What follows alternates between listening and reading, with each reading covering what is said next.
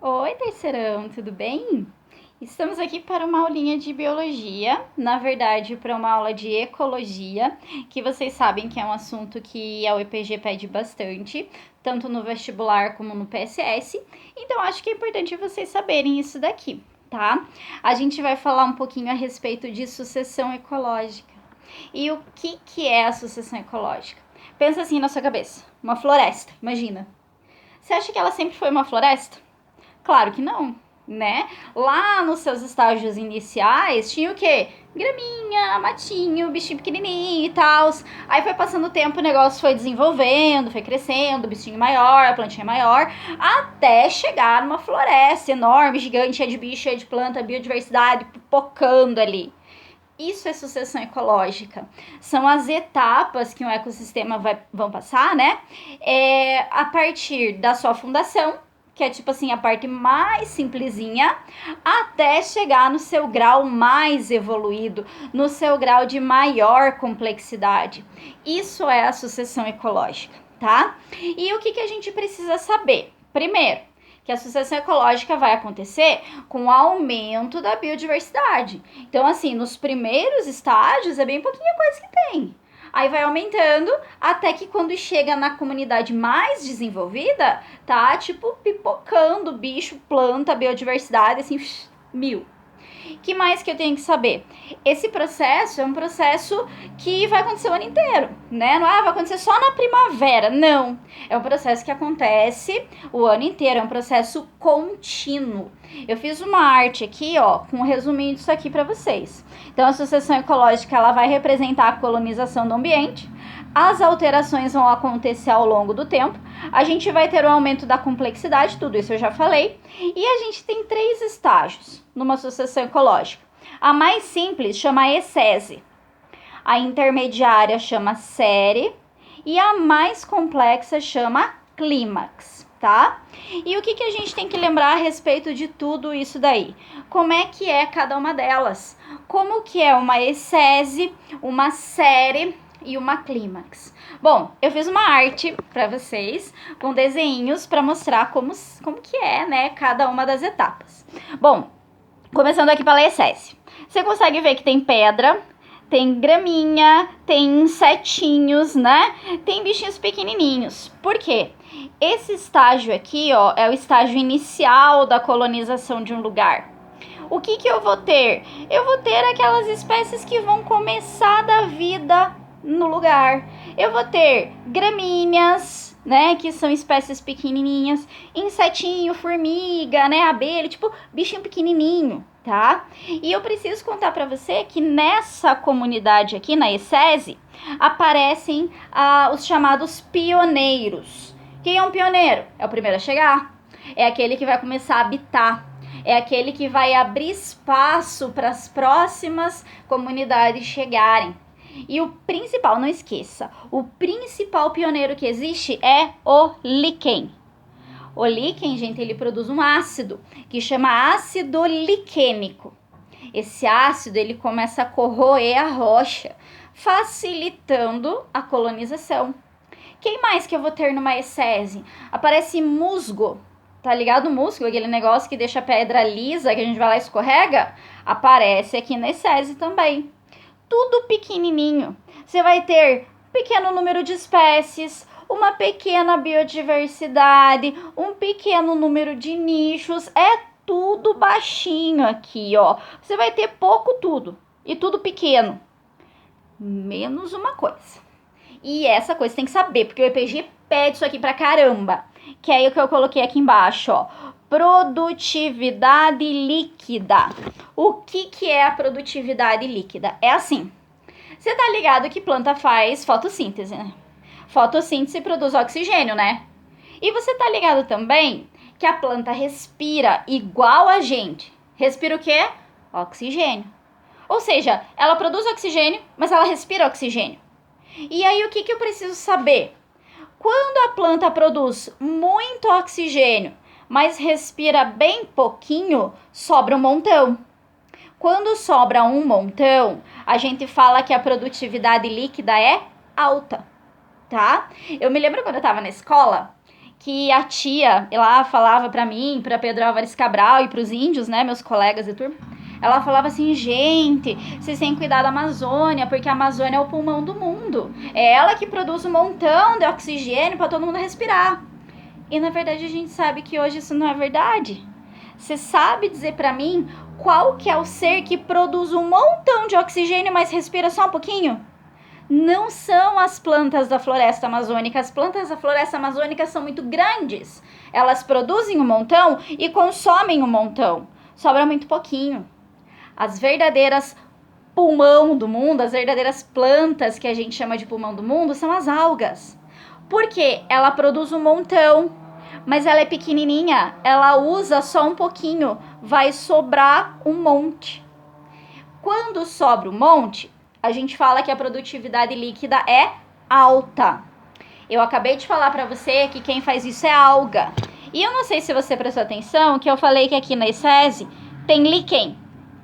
E líquen é formado por quem? Alga e fungo.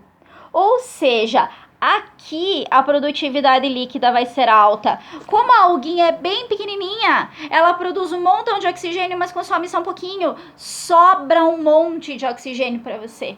Produtividade líquida na ESSESI é alta. É a única coisa alta. O resto tudo é pequenininho, tá? Bom, aquela graminha, né, com aquelas plantinhas pequenininhas que faziam parte da ESSESI, com o passar do tempo vão aumentando de tamanho.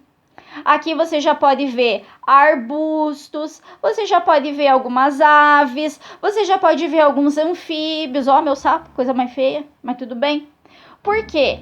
A segunda comunidade, a série, ela é um pouquinho maior. Eu coloquei assim resumido para você, ó, intermediário.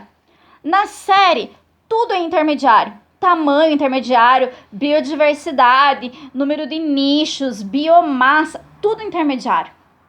E aí eu vou passar direto para a comunidade clímax. Veja que beleza. A comunidade clímax tem árvores de grande porte, vai ter mamíferos, ó, meu macaco, coisa feia, vai ter répteis, vai ter aves de grande porte. Tipo assim, aumenta o tamanho de bicho, aumenta o tamanho de planta.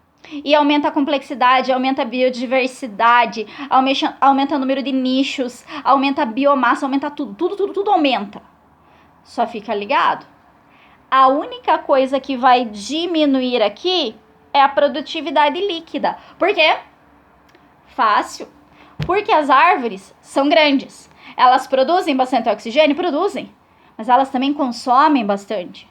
Sobra bem pouquinho pra gente. Ou seja, a produtividade líquida aqui vai ser baixa. Isso que eu desenhei para você é uma sucessão ecológica. Começa com tudo pequenininho, fica médio, fica grandão. Tudo vai aumentando. Complexidade, biodiversidade, biomassa, nichos, número de espécies, número de tudo aumenta. A única coisa que vai diminuir é a produtividade líquida, tá? Que é aquela história de quanto que sobra de oxigênio para a gente respirar. Tudo bem? Muito bem, essa era a primeira parte da nossa aula. Ah, não terminei. Tem mais uma coisa que eu tenho que falar para vocês. A sucessão ecológica, ela pode ser de dois jeitos. Nossa, meus dedos estão todos sujos de canetinha, ó. Fazer essas artes para vocês. Agora que eu vi. Nossa, que vergonha. Nossa, que mão suja não lava a mão, né? Que triste. Mas é das canetinhas, gente, ó, de fazer arte, de fazer essas coisinhas aqui bonitas. Mas continuando. Sucessão. Tem a sucessão primária e tem a sucessão secundária. O que é primária e secundária? A primária acontece num lugar que nunca foi habitado antes. Tipo, nunca teve vida antes. Tipo assim, saiu lava do vulcão, aí endureceu, ficou rocha, e daí começou a ter uma vida ali. Pronto, essa é a primária. É um lugar que nunca antes teve vida. Ou ela pode ser secundária. E a secundária, ela acontece num lugar onde já teve vida, mas essa vida foi destruída. Imagine, tipo assim, um incêndio, acabou com uma floresta. Aquilo não vai ficar acabado para sempre, vai renascer, vai reflorescer, vai, tipo, voltar a ter vida. E quando renasce, o que acontece? A gente tem uma sucessão secundária. Sempre que ela acontece num lugar que já teve vida, mas ela foi destruída, a gente chama de sucessão secundária, tá? Acontece num lugar onde aconteceu uma queimada, ou então um alagamento, por exemplo, um lugar onde a vida foi destruída, tá? Agora sim, acabou a primeira parte da minha aula. E eu vou para a segunda. A segunda parte, gente, você vai ter que lembrar um pouquinho de cadeia alimentar. Lembra quando a gente falava cadeia alimentar? Então, vamos lembrar na minha cadeia alimentar. Grama, gafanhoto, sapo. Cara, o que acontece nessa cadeia alimentar? A grama é produtor, produz o próprio alimento. O sapo, o gafanhoto que está comendo a grama é consumidor primário. E o sapo que está comendo o gafanhoto é o consumidor secundário. Lembra dessas palavrinhas? Produtor é quem produz o próprio alimento. Consumidor primário é quem come o produtor. Consumidor secundário é quem come o consumidor primário. E essa cadeia alimentar, ela pode ser representada na forma de pirâmide. Eu acho que você já estudou as pirâmides etárias lá na geografia, lembra? É mais ou menos a mesma coisa. A gente vai fazer uma pirâmide, cada nível da pirâmide é um retângulo, que nem você tá vendo aqui, ó. E o que eu vou colocar aqui? A minha cadeia alimentar. Lá embaixo vem os produtores, aqui consumidor primário, consumidor secundário, terciário, quaternário, se tiver. E as pirâmides vão representar 3 coisas. Eu posso ter pirâmide de números, pirâmide de biomassa e pirâmide de energia. Vamos começar falando pela pirâmide de números. Ela vai indicar pra gente o número de seres que existem em cada nível da cadeia alimentar. Então, por exemplo, ó, numa pirâmide normal, eu tenho, tipo assim, uma porradona de grama, um montão de grama. Aí, em cima dessa grama, eu tenho 500 gafanhotos. E comendo esses 500 gafanhotos, eu tenho 20 sapos. Então, ó, porradona, sei lá quanto de grama, 500, 20. A quantidade, o tamanho do retângulo vai diminuindo, porque tem mais produtor, menos e menos. Agora, a pirâmide de números, ela pode ser invertida assim, ó, ela pode ser de ponta cabeça. Credo, Liz, e como assim? Uma árvore. Nessa árvore moram, sei lá, 300 pulgões. Sabe que é pulgão? É uns bichinhos. Moram tudo aqui. E dentro desses 300 pulgão, cada um deles tem uns 50 vermes. Então, tipo, tem uma porradona de vermes. Entendeu? Uma árvore, 300 pulgões, porradona de vermes. É uma pirâmide invertida. Ou então, a pirâmide pode ser irregular, ó. Uma árvore. Nessa árvore a gente tem 500 larvas. Sabe aquelas larvas que vivem em árvore que o pessoal come quando tá na floresta e não tem comida? Então, uma árvore, 500 larvas.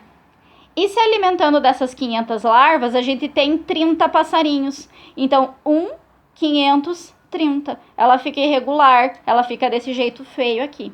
A pirâmide de números, ela pode ser desses 3 tipos, não tem problema, tá? Tudo bem? E aí a gente vai para a pirâmide de biomassa. Liz, o que é biomassa? É a quantidade de matéria orgânica, o peso de cada um dos indivíduos que você vai ter na tua cadeia alimentar. E da mesma forma, pode ser normal, pode ser invertida e pode ser irregular. Só que ao invés de colocar o número, ela vai pôr o peso, a massa dos indivíduos. A gente vai fazer um exercício daqui a pouquinho que eu vou mostrar para você como é que funciona, tá? E a última pirâmide que a gente tem é a pirâmide de energia. E eu quero que você lembre um pouquinho lá quando a gente estudou cadeia alimentar. Vocês lembram, gente, que eu falei para vocês que na cadeia alimentar a energia sempre diminuía? Quando ela passava de um nível para outro, sempre diminui. Pois é. Por ela sempre diminuir, você tem que lembrar que a pirâmide de energia nunca vai ser invertida. E nunca vai ser irregular. Ela sempre, ó, vai ser bonitinha. Ela é a única que sempre tem que ser normal. As outras pode fazer de qualquer jeito, que dá.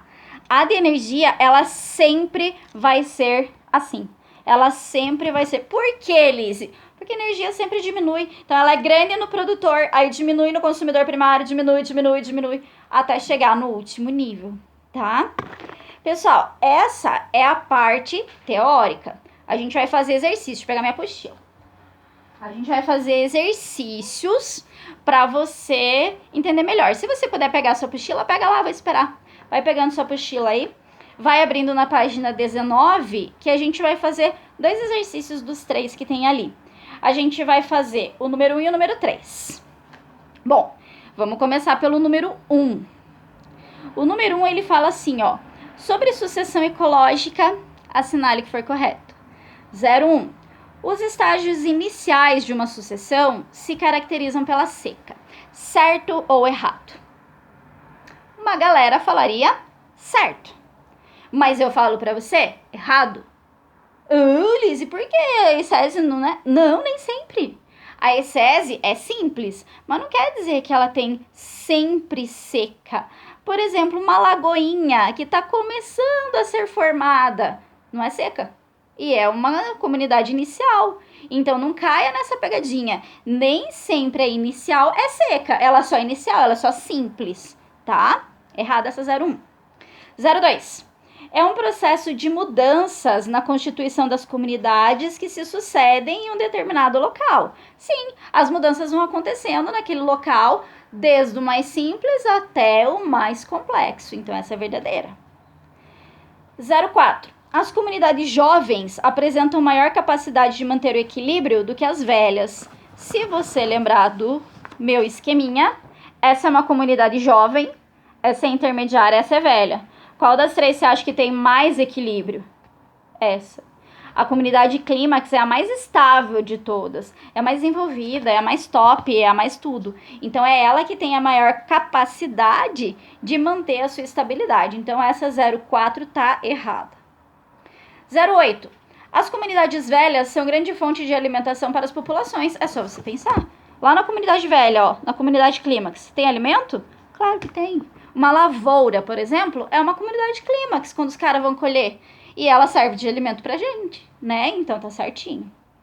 E a última, em locais onde não há seres vivos, estabelecem-se as espécies pioneiras. Pioneira é a primeira, é líquen.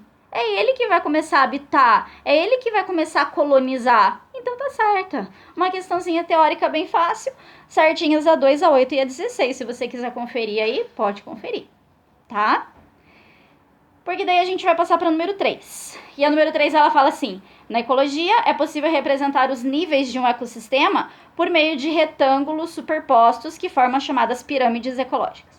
Abaixo são representadas as 4 pirâmides. E eu vou mostrar para você. Não sei se vai conseguir ver, mas tá aqui.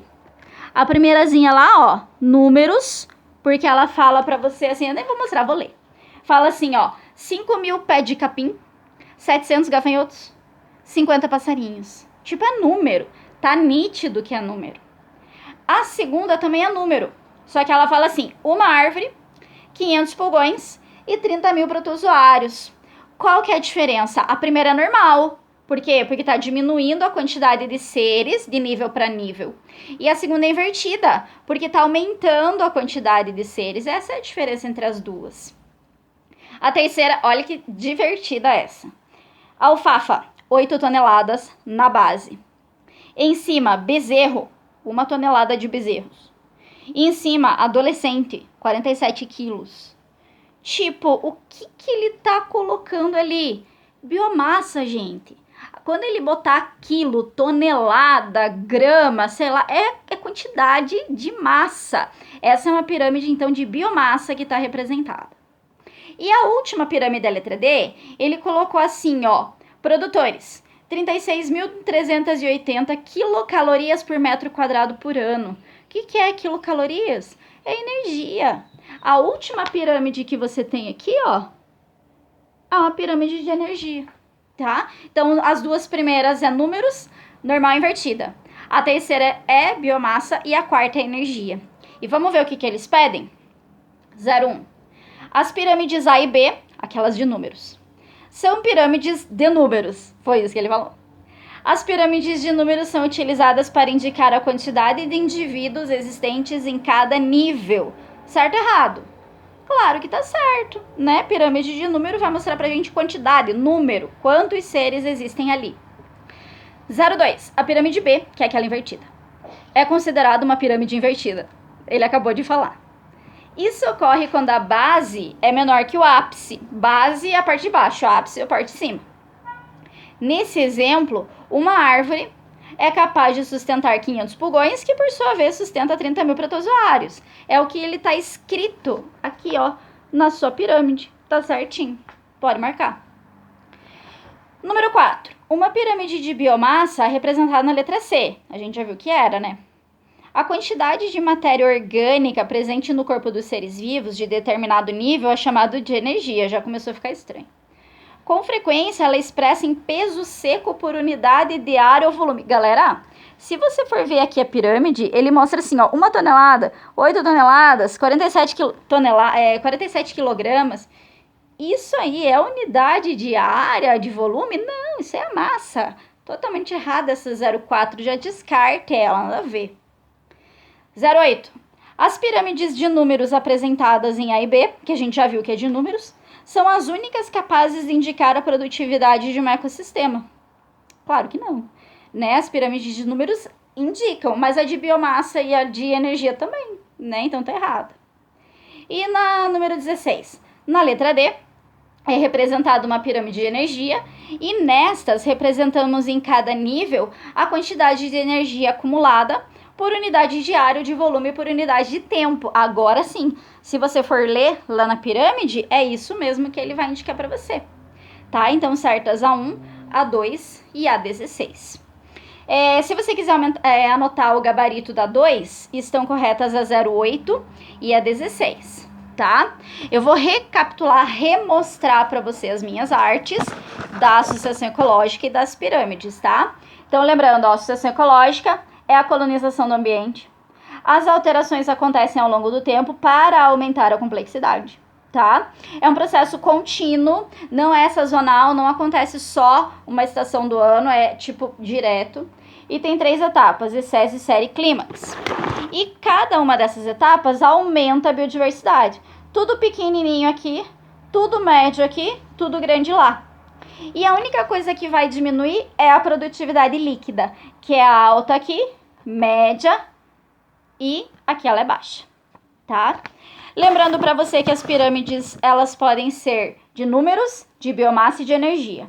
A única que não pode ser invertida é a de energia. As outras duas podem ser de qualquer jeitão que você tiver, que ela vai representar, então, os níveis da cadeia alimentar. Tudo bem, pessoal? Eu vou deixar essas artes, eu vou postar para vocês, tá? Se vocês tiverem alguma dúvida, podem mandar para mim, ou lá no Insta, ou no grupo, ou sei lá, em qualquer lugar. Manda uma carta, sei lá, que eu respondo para vocês, tá? Juízo, se cuidem e até a volta. Beijos!